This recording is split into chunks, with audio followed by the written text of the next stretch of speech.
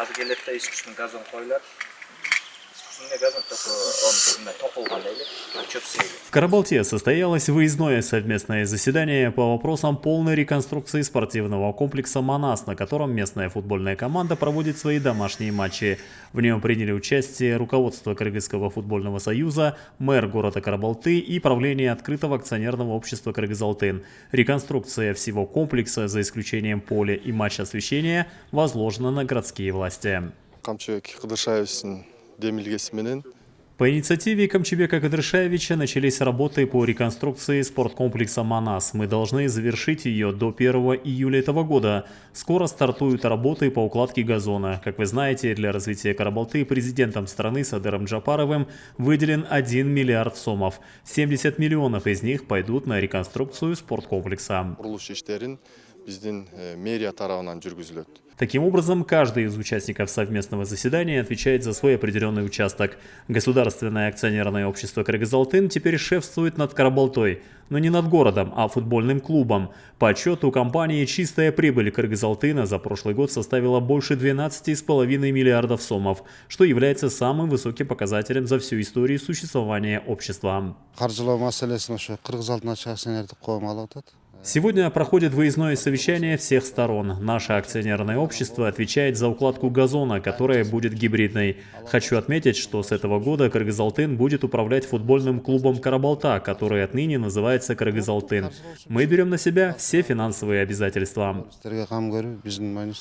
Старое футбольное поле спорткомплекса пришло в негодность, его полностью убрали. Теперь здесь будет уложен гибридный газон, комбинация искусственного и естественного газона. Потенциальным подрядчиком для укладки газона может быть выбрана компания из Узбекистана, занимавшаяся укладкой подобного газона на стадионе Курманбек в Джалалабаде. На стадионе Курманбек мы начали работы 27 января. На сегодняшний день трава уже выросла. 15 мая там пройдет первая игра. В первую очередь мы смотрим геологию. Затем по нашему проекту есть 60 сантиметров слоя дренажной системы. После установки дренажа будет уложен гибридный газон. И поверх него будут засеяны семена, и трава начнет расти. Как только корневая система укоренится, она будет крепкой, а искусственный газон будет ее защищать от неблагоприятных погодных условий. Система, чтобы только защищает гибридный газон. Вот так совместными усилиями красивый город Карабалта получит красивый стадион. Основные работы должны завершиться к 1 июля этого года. В целом на этот проект будет направлено около 145 миллионов сомов. В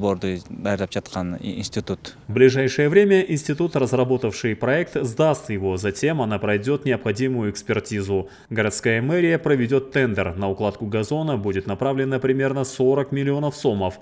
На мачты освещения Кыргызский футбольный союз израсходует около 30-35 миллионов сомов, а на реконструкцию стадиона направят 70 миллионов.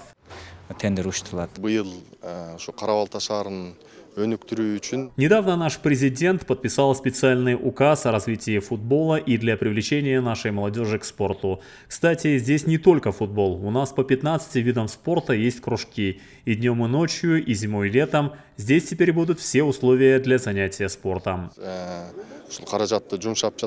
Пользуясь случаем, генеральный секретарь футбольного союза проверил состояние искусственного газона, уложенного рядом с Манасом.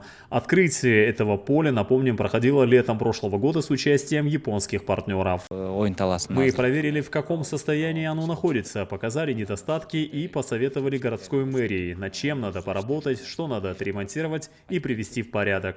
А мэр со своей стороны уже дал поручение своим подчиненным.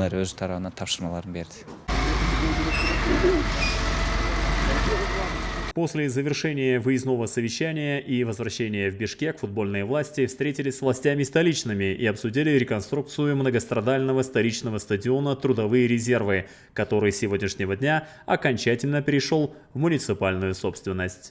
Федерация футбольная. На сегодня проводится строительство футбольных площадей на территории трудовых резервов. Одно поле будет с трибунами для зрителей. Кроме того, будут 2 тренировочных поля, отвечающие всем требованиям ФИФА.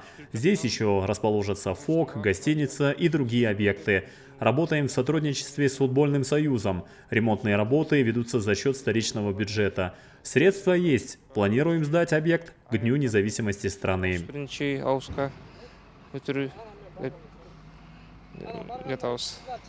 Вот так полным ходом идут работы по обновлению и реконструкции стадионов, которые на протяжении десятков лет оставались без необходимого внимания и финансирования. Первым обновление своего стадиона увидят жители Джалалабада, где уже 15 мая пройдет матч на обновленном стадионе Курманбек, специальный репортаж о котором вы увидите в ближайшее время.